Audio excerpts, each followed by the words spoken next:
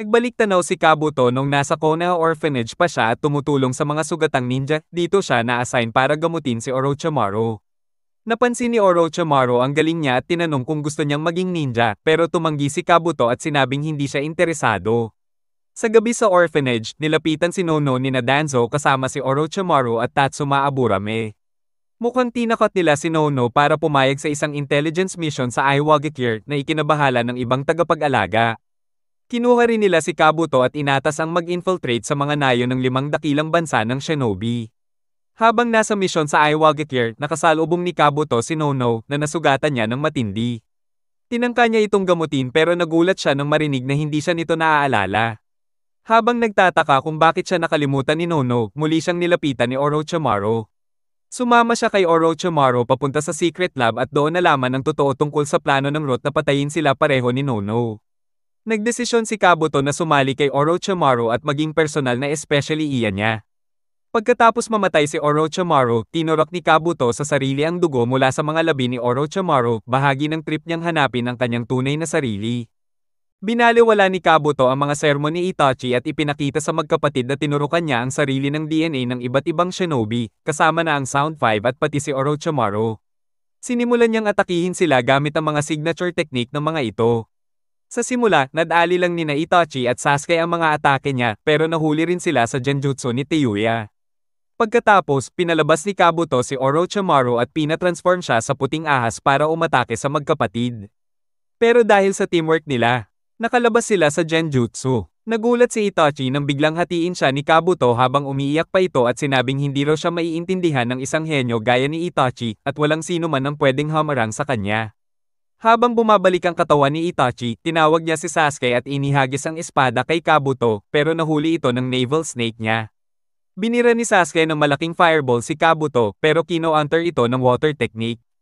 Pagkatapos, inatake ni Kabuto si Itachi gamit ang espada at nagyabang na hindi raw siya kaya ng genjutsu ni Itachi. Paulit-ulit ang eksena at napansin ni Kabuto na parang naka-deja vu siya. Sa huli, nalaman na lahat ng ito ay nangyayari lang sa utak ni Kabuto dahil nakulong na siya sa endless loop ng Izanami. Aktibo na ang Izanami at natrap si Kabuto sa isang infinite loop. Ginamit ni Sasuke ang oras na ito para tanungin si Itachi tungkol sa teknik. Ikinwento ni Itachi kay Sasuke ang kasaysayan ng pagkakalikha ng Izanami at paano ito ginagamit ng Uchiha clan. Inamin ni Itachi na ginawa ang Izanami para pigilan ang gumagamit ng kaparehong teknik na Izanagi para matutong tanggapin ang kanilang kapalaran na siyang paraan para makatakas sa loop. Nainis si Sasuke kasi may escape route daw ang teknik. Kaya tinanong niya ang motibo ni Itachi. Sinabi ni Itachi na gusto niyang bigyan si Kabuto ng chance na tanggapin ang kapalaran niya. Sabi ni Sasuke na si Itachi ay perpekto at iba kay Kabuto pero tinanggi ito ng nakatatandang Uchiha. Samantala, sa isang gubat na medyo malayo, sinabi ng matandang Urushi sa kasama niya na sana pag-uwi niya, anda na si Kabuto. Balik sa kuweba, naghahanda si Itachi para tapusin na ang Impure World Reincarnation Technique. Sa harap ng labanan, hirap ang 5 cage laban sa mga wood clone ni Madara na may baluti ng Susanoo. Kahit mahirap ang laban, pinalakas ni Onoki ang loob nila at sinabi na kailangan nilang tapusin ang mission na hindi pwedeng palpak. Napansin ni Madara na si Onoki ang problema kaya kailangan niyang sirain ang loob nito. Sumugod ulit ang mga cage laban sa mga clone ni Madara. Pero lalong sumama ang sitwasyon nang ilabas ni Madara ang buong lakas niya at pinaga niya ang ultimate Susanoo at ginamit ang espada nito para umatake sa kanila. Samantala sa kuweba, inutusan ni Itachi si Kabuto na tapusin na ang Impure World Reincarnation. Habang ginagawa ito, sinabi ni Sasuke ang matinding desisyon niyang wasakin ang nayo na nagpahirap sa kapatid niya, sabay pamamaalam kay Itachi. Habang nagiging mga haligi ng ilaw ang mga kaluluwa ng mga shinobi na nabuhay muli, nilapitan ni Itachi si Sasuke at ginamit ang Sharingan niya para ipakita ang buong katotohanan tungkol sa pagbagsak ng Uchiha clan.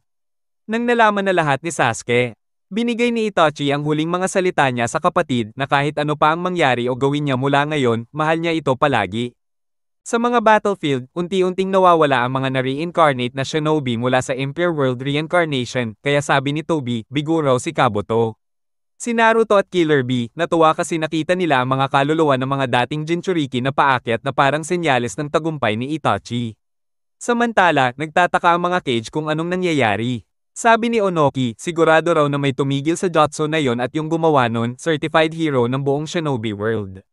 Sa ibang lugar, ginamit ni Dan ang spirit transformation technique niya para kontrolin ang umaakyat niyang kaluluwa at lumipad papunta kay Tsunade.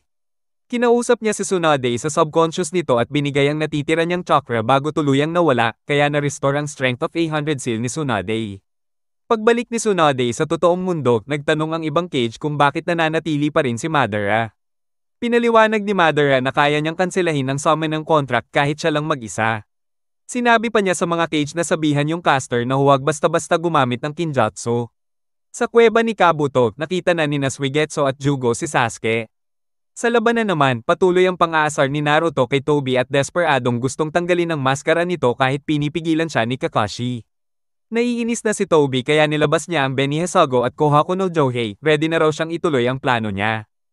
Pinakita ni Suigetsu kay Sasuke yung scroll na nakuha niya sa hideout ni Orochimaru. Pagkatapos basahin ni Sasuke, sinabi niyang ang next goal niya ay kausapin si Orochimaru. Nalito si Suigetsu pero paliwanag ni Sasuke na hindi basta-basta mamamatay si Orochimaru at gusto niyang kausapin yung mga alam ang lahat. Tinulungan siya ni Jugo para buhayin si Orochimaru gamit ang evil releasing method. Nagulat si Orochimaru na si Sasuke pa ang bumuhay sa kanya. Sabi ni Orochimaru na wala siyang pakialam sa gyera at ang gusto pa rin niya ay makuha ang katawan ni Sasuke. Pero di raw niya kaya yun sa kalagayan niya ngayon. Pinakita ni Sasuke yung scroll at sinabi niyang gusto niyang makuha ang mga sagot mula sa mga alam ang lahat. Pumayag si Orochimaru matapos kunin ang chakra mula sa walang malay na si Kabuto. Nagready na silang umalis para sa plano nila. Samantala, pinapanood ni Naruto at ng iba pa si Tobi habang sinusubukang buhayin ng Ten Tails. Nagtaka si Kakashi kung bakit nagbabluff si Tobi buo pa ang chakra ng 8 at 9 Tails. Sabi ni Gyuki na baka may nakuha silang chakra mula sa clone. Dagdag ni Kurama na posible ring nasa treasured tools yung chakra na nilamon ng demonic statue dati. Pagkatapos nilang suriin ang sitwasyon, determined si Kakashi na pigilan ang pagbuhay ng Ten Tails at sang-ayon si Kurama. Pero sinabi ng Maskman na kahit di kumpleto ang pagbuhay ng beast, pwede pa rin magawa ang Infinite Tsukuyomi. Nang may pa ng grupo para lumaban, pumasok si Naruto sa Nine Tails Chakra mode at inatake ang estatwa. Hinarang ni Tobi ang atake ni Naruto at sinabi na walang makakagambala sa rebulto. Nagready ang grupo na todo bigay. Mabilis na lamang si Tobi laban kay Naruto pero mas nahirapan siya nang sumali si Guy na may dalang nunchaku. Sa gitna ng laban, nakagawa si Guy ng opening para makaatake si Naruto. Habang distracted si Tobi, ginamit ni Kakashi ang kamwe at tinarget ang demonic statue pero na-nullify ito kaya naguluhan siya. Hindi tumama ang atake ni Naruto at nahiwalay siya sa iba kaya mas nahirapan siya laban kay Tobi. Tumakbo si Kakashi para tulungan siya at nagpakawala ng lightning-imbued kunai kay Tobi pero pinabago ni Tobi ang direksyon papunta kay Naruto. Ginamit ni Kakashi ang kamwe sa oras para i-warp ito. Sumigaw ang grupo na sobrang lakas ni Tobi pero may maliit na bitak na lumitaw sa maskara niya. Naiinis si Tobi kaya gumawa siya ng barrier sa paligid ng demonic statue para hindi makatira ng fatal blow si B habang ina-analisa ang powers ni Tobi. Hiniling ni Kakashi sa grupo na tulungan siyang i-test ang theory niya. Nang may isa katuparan ng plano, na-realize ni Kakashi na iisang technique lang ang gamit ni Tobi. Ipinaliwanag niya sa grupo ang abilidad ni Tobi at sinabi na pareho lang ang dimension na pinupuntahan ng mga technique nila. Tinanong ni Kakashi kung saan nakuha ni Tobi ang Sharingan at sinabi nitong nakuha niya ito sa labanan sa Konabi Bridge na ikinagulat ni Kakashi. Sinabi ni Tobi na wala ng pag-asa ang mundo pero tinanggihan ito ni Naruto at lumitaw si Kurama na pinalitan si Naruto bilang Jinchuriki. Sinabi ni Kurama na kaya siya pinlansya ng 4th Hokage sa loob ni Naruto ay para talunin si Tobi. Sa utos ni Kurama, nag-charge si Naruto. Ngayon suot ang bagong bersyon ng form niya, umatake si Naruto handang pabagsakin si Tobi once and for all. Habang pinapalakas siya ni Kurama, pumasok si Naruto sa Tailed Beast mode at umatake kay Tobi. Samantala, natulala si Kakashi at hindi makapaniwala sa pagkakakilanlan ng nakamaskara pero sinigawan siya ni Guy para magising. Sa gitna ng bakbakan, sinabi ni Naruto kay Tobi na hindi siya mag-isa dahil kasama niya si Kurama, Killer Bee at Gyuki pati na rin sina Kakashi at Guy. Dahil dito, lumaban na rin si Kakashi kasama si Guy. Nagpakawala si Tobi ng malalaking chakra receiver na parang ulan, na nagpahinto kina Bee at Gyuki. Gumawa ng shadow clone si Naruto na umatake ng Rasengan habang naghahanda ang original ng Tailed Beast Ball kasama si Gyuki na nagbibigay ng cover. Nang pinakawalan ni Naruto ang atake, dumausdos lang si Tobi at pumasok sa ibang dimensyon. Doon, nakita niya ang clone mula kanina at na-realize na hindi lang Rasengan ang na-teleport ni Kakashi kundi pati ang clone. Hindi siya nakareact kaya tinamaan siya ng Rasengan ni Naruto at nabasag ang mask niya sa pira-piraso. Nagulat sina Kakashi at Guy nang makita na ang nakamaskara ay si Obito Uchiha, dati nilang kakampi. Tinanong ni Naruto kung sino yun at sinabi ni Guy na dati nilang kasama yon na sinasabing napatay na noon sa gera. Sumagot si Obito sa tanong ni Kakashi at ipinaliwanag na kaya niya ginawa lahat ng yun ay dahil pinabayaan nilang mamatay si Rin Noara. Pinatibay ni Naruto ang loob ng lugmok na si Kakashi dahil kailangan nilang pigilan ang plano ni Obito na sakupin ang mundo. Umatake si Obito gamit ang Fire Release, Blast Wave Wild Dance pero sinalag ito ni Naruto gamit ang mga buntot ni Kurama. Biglang lumitaw si Madara sa tabi ni Obito na ikinagulat ng lahat. Nakatanggal na ang mask ni Obito at sinamahan siya ni Madara na akala ng lahat ay lumalaban pa sa 5 cage. Agad tinanong ni Naruto kung kamusta ang lagay ng mga cage. Sagot ni Madara, hindi raw maganda ang kalagayan nila. Kahit nahati ang katawan, ginamit ni Tsunade ang natitira niyang lakas para i-summon si Katsuyo, sabi niya kaya pa niyang iligtas ang ibang cage. Habang nagkukwentuhan ng dalawang Uchiha tungkol sa plano nila, nagtataka si Madara kung bakit hindi siya na-revive bilang buhay na tao. Sabi ni Obito, si Nagato raw ang nagtaksil at ginamit ang Outer Path Samsara of Heavenly Life Technique para buhayin ang mga shinobi ng Konoha. Napagaliti si Naruto sa galit at umatake kay Madara dahil ginamit daw niya si Nagato. Pero sobrang chill lang si Madara at sinalag gamit ang kanyang gunbai. Nang umatake siya pabalik, naglabas ito ng liwanag na nagpahagis kay Naruto at nadiskubre na ang umatake pala ay isang shadow clone lang. Handa na si Madara na harapin si Naruto at iniwan kay Obito si Guy at Kakashi. Samantala, naalala ni Obito ang una nilang pagkikita ng matandang Madara na siyang nagligtas sa kanya mula sa mga bato. Habang kinukwento ni Madara ang plano niyang pag-isahin ang mundo, si Obito naman ay walang pakialam at pilit na tumatakas dahil sabik na siyang makita ulit ang mga kakampi niya. Si Obito ay inalagaan ng dalawang artipisyal na tao na tumulong sa pagpapagaling niya habang binabanggit ang plano ni Madara at binibiro siya ng mga jokes na bastos. Sa ilang buwang matinding rehab habang naaalala ang training nila ni Kakashi at Rin, naka-recover si Obito at nasanay sa bagong artipisyal na parte ng katawan niya kasama ang bagong kanang braso. Isang araw, dumating si White Zetsu na may balitang nasa panganib ang mga kasama ni Obito na papalibutan ng mga Kurogakirnin. Nang hindi mabasag ni Obito ang batong nakaharang sa exit, inalok ni Guru-Guru ang sarili bilang armor para kay Obito. Gumamit si Obito ng lakas mula sa demonic statue of the Outer Path para basagin ang bato. Sinabi ni Madara na magpapasalamat siya ng maayos sa hinaharap at babalik pa rin si Obito sa kanya kahit ayaw ni Obito at sinabing aalis na siya. Papunta sa lugar ng labanan, nakakita si Obito ng imahe ni Rin sa walang laman niyang mata pero binaliwala lang ito. Dumating siya sakto para makita si Kakashi na tinatagos ng Chidori ang dibdib ni Rin habang binibigkas ni Rin ang pangalan ni Kakashi bago mamatay. Dahil sa pagkamatay ni Rin, nagising ang Mangekyou Sharingan nilang dalawa. Nawala ng malay si Kakashi at pinagpapatay ni Obito ang mga Kirinin. Nakapaglabas si Obito ng matinding lakas mula sa sarili niya gamit ang wood release cutting technique at pinapagana ang bagong Mangekyou na halos hindi siya matalo. Matapos mamatay ang lahat ng Kirin Ninja na tusok-tusok sa mga punong ginawa niya, binaliwala ni Obito ang walang malay na Kakashi at nilapitan si Rin. Pinatay niya ang Mangekyou. Tumitig sa eksena at habang umiiyak para kay Rin, matamlay niyang naisip na nasa impyerno na siya. Hindi makapaniwala si Obito sa nangyari habang lumalapit siya sa bangkay ni Rin matapos patayin lahat ng Kirinin, deadma lang siya kay Kakashi na himatayan.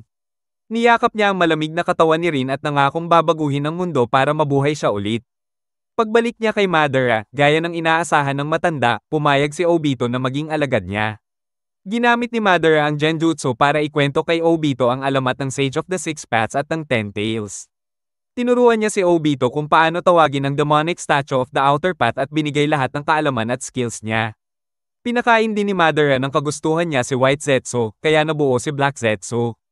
Pag-disconnect niya mula sa demonic statue of the Outer Path, namatay na si Madara, iniwan ng habilin kay Obito na siya si Madara hanggang sa araw na bubuhayin siya ulit gamit ang mga mata na ipinasok niya kay Nagato. Pagkatapos, gamit na ang pangalan na Madara Uchiha at kasama sina White at Black Zetsu, dumating si Obito sa Amegakure para makipagkita kina Nagato at mga tropa niya. Tinukso niya si Nagato ng mga sikreto at inalok na tutulungan sila para sa kapayapaan. Pero hinailan ni Yahiko sina Nagato at Konan palayo. Binalaan siya ni Yahiko na layuan sila pero sagot ni Obito babalik siya sa parehong oras at lugar araw-araw hanggang matanggap nila ang katotohanan ng mga sinasabi niya. Pagkatapos nilang sagipin ng mga ulilang bata at madagdagan ng kasamahan nila, nagpasya si Yahiko na pangalanan ng grupo nila ng Akatsuki. Si Kakashi ay naghanap kay Jiraiya at sinabi sa kanya na ang mga Ame orphans ay nagtatangkang baguhin ang Amegacare gamit ang usapan imbes na dahas.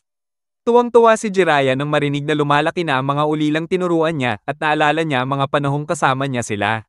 Sa Amegacare naman, nagdala si Kyusok ng mga sulat ng kahilingan kay Yahiko na ipatutupad ng Akatsuki. Determinado si Yahiko na lampasan nila balang araw si Hanzo. Sa bahay ni Hanzo, may nag-ulat tungkol sa Akatsuki at natuwa siya na may organisasyon na pareho ng pangarap niya. Samantala, pumunta sina Yahiko, Konan, at Nagato sa isang baryo na inatake dati. Nakilala nila ang mga tao roon na gustong umatake sa Iwagacare pero sinabi ng Akatsuki na ayusin ito sa mapayapang paraan. Tumanggi ang mga tao. Lalong lumala nang ang mga Konoha Anbo na nagkunwaring Iwa Shinobi ay hindi nakipag-usap at sinugod sila. Galit na galit si Nagato nang makitang binubugbog sina Yahiko at Konan, naalala niya kung paano pinatay ng mga shinobi ng Konoha ang kanyang mga magulang. Habang napapanood ang pag-atake ng isang Iwagacare Chunin na napatay rin niya. Bigla niyang nasummon ng demonic statue of the outer path na umatake at nakapatay ng maraming kalaban. Pinigil siya ni Yahiko at Konan. Tinawag ni Nagato ang pangalan ni Yahiko bago nawala ng malay. Pagkatapos nilang tumakas, dumating si Danzo sa lugar. Nakita niyang bumabangon ang mga Iwa Shinobi at nalaman niyang sila ay mga miyembro ng ROT. Nag-alala ang isang ROT member na kapag kumilos ang Akatsuki ay mapapahamak ang mga tauhan nilang nakatago. Sinabi ni Danzo na para sa kapakanan ng Konoha, hindi dapat magtagumpay ang kapayapaan sa Iwagacare at ang plano ay ginawa para harangin ang usapan ng kapayapaan. Inutusan niya na kolektahin ang lahat ng bangkay at burahin ang anumang ebidensya. Sa hideout naman, nahihiya si Yahiko dahil nanginginig ang kanyang kamay matapos niyang mapatay ang isang Iwa Shinobi. Pinakalma siya ni Nagato at Konan bago siya umalis kasama ang buong Akatsuki na nagtitiwala pa rin sa kanya. Samantala, dumating si Danzo sa bahay ni Hanzo dala ang mga bangkay ng mga napatay na shinobi na kinilala bilang tauhan ni Hanzo. Sinabi niyang pauwi na sana sila sa isang pagpupulong nang makita ang mga bangkay. Nagulat si Hanzo nang marinig na ang Akatsuki. Nakaideya niya ng layunin ang pumatay sa mga ito. Napaniwala siya ni Danzo na ang Akatsuki ay mga lobo na nagkukunwaring tupa at banta sa kanyang pamumuno. Habang nag-uusap sina Zetsu at Obito sa ibang lugar, pinag-usapan nila ang pagkakasangkot ni Danzo. Sabi ni Obito, walang kapayapaan sa mundong ito at ang tanging takas ay ang Infinite Tsukuyomi. Nag-uusap sina Yahiko at Nagato. Sabi ni Yahiko gusto na niyang bumaba bilang leader ng Akatsuki at si Nagato na ang pumalit. Biglang dumating si Kyusok at sinabi na may representative mula sa grupo ni Hanzo na dumating. Nagulat sila Yahiko at Nagato. Nakipagkita sila kay Kanzo na si Danzo pala na naka-disguise. Sabi ni Kanzo advisor siya at aprobado na ni Hanzo ang grupo at gusto silang kausapin para sa kapayapaan. Binigay ni Kyusok kay Yahiko ang scroll. Tuwang-tuwa ang grupo. Sabi ni Yahiko, maraming nagbuwis ng buhay para dito. Sabi ni Nagato na di na kailangan umalis ni Yahiko kasi narinig ni Hanzo ang layunin nila. Sabi ni Kyusok na sasama sila bilang backup pero pinigilan sila ni Yahiko, sabi walang silbi yun. Sabi pa niya pahinga muna sila at mag-celebrate kaya nag-cheer ang grupo. Sa bahay ni Hanzo, nag-uusap sila ni Danzo. Sabi nila hindi alam ng Akatsuki na isang trap ang meeting. Si Konan naman habang nagpapatrolya, nakakita ng mga bangkay na sumabog at naglabas ng gas. Nawalan siya ng malay at bago tuluyang matamba, nakita niyang may dalawang tauhan ni Hanzo sa tabi niya. Kinabukasan, nakipagkita si Nagato kay Obito na gusto na naman siyang kunin pero tumanggi si Nagato. Umalis si Obito. Dumating si Yahiko at tinanong kung may bisita siya pero sinabi ni Nagato wala. Sabi ni Yahiko umalis na sila at baka malate sila sa meeting kay Hanzo. Ilang oras pagkatapos, habang natutulog sila Kyusok at iba pa, dumating ang messenger mouse na may scroll. Ginaisang niya ang iba at nagmadali sila. Sabi ni Kyusok na plano ng Konoha na patayin ang mga leader ng Akatsuki. Hinarang sila ni Obito at Zetsu. Sabi ni Obito gusto niyang ipakita kay Nagato kung ano ang tunay na sakit. Nakipaglaban si Kyusok at ang iba, sabi niya sa unang beses bilang ulila ng digmaan, nagkaroon siya ng pag-asa sa Akatsuki at ayaw niyang maaga yon. Nagpakamatay siya para patayin si Obito pero pumalpak. Natalo at pinatay ang lahat ng kasama niya gamit ang wood release cutting technique ni Obito. Umalis sina Obito at Zetsu, iniwan ng mga bangkay. Dumating sina Nagato at Yahiko sa lugar at nakita si Hanzo na tinututukan si Yahiko. Sabi ni Hanzo bilang leader ng Akatsuki kailangan mamatay si Yahiko, at kung hindi, papatayin si Konan na bihag nila. Naghagis si Hanzo ng kanay sa lupa malapit kay Nagato, at sinabi na si Nagato ang dapat pumatay kay Yahiko para mabuhay silang dalawa. Umiiyak si Konan at sinabing iwan na lang siya pero tumanggi sila. Dinampot ni Nagato ang kanay at nanginginig. Para hindi mahirapan si Nagato, sinaksak ni Yahiko ang sarili sa kanay na hawak ni Nagato at sinabi ang pag-asa niya na baguhin ni Nagato ang mundo bago siya bumagsak at namatay. Pinanood ni Obito ang eksena at naalala niya ang araw na pinatay ni Kakashi si Rin. Dahil patay na si Yahiko, inutusan ni Hanzo ang mga tauhan niya at mga root shinobi na patayin din sina Konan at Nagato. Ginamit ni Nagato ang Rinnegan para mapatigil ang mga paparating na kanay na nahulog lang sa lupa. Ikinagulat ng mga sundalo. Niligtas niya si Konan pero ginamit ni Hanzo ang Fire Release, Exploding Flame Formation na Sumaire sa mga binti ni Nagato. Kahit ganon, ayaw sumuko ni Nagato. Habang palapit ang mga sundalo, tinawag ni Nagato ang demonic statue of the outer path na ikinagulat ni Konan. Naglabas ang estatwa ng malalaking itim na bakal na tumusok sa likod ni Nagato at nagpakawala ng isang dragon na kinuha ang kaluluwa ng mga sundalo at pinatay sila, iniwan ng mga bangkay. Pagkatapos nun, inamin ni Hanzo ang galing ni Nagato at sinabi na si Nagato talaga ang totoong pinuno ng Akatsuki. Pero hindi kontento si Nagato at tinangkang patayin si Hanzo, pero nakatakas ito gamit ang body flicker technique. Nawala ang estatwa at lumitaw na sobrang payat at mahina na si Nagato, wasak ang mga binti at permanenteng nakabaon sa likod niya ang mga bakal.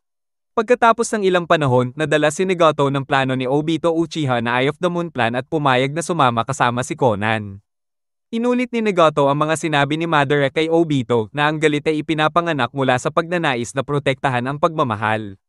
Ipinakita rin na dahil sa mga pinsala niya, nakakabit siya sa isang makina. Habang palis na sina Obito at Zetsu, sinabi ni Nagato na si Yahiko ang mananatiling tunay na pinuno ng Akatsuki. Ipinakita rin na ang katawan ni Yahiko ang naging Deva Path at unang katawan ng Six Paths of Pain ni Nagato.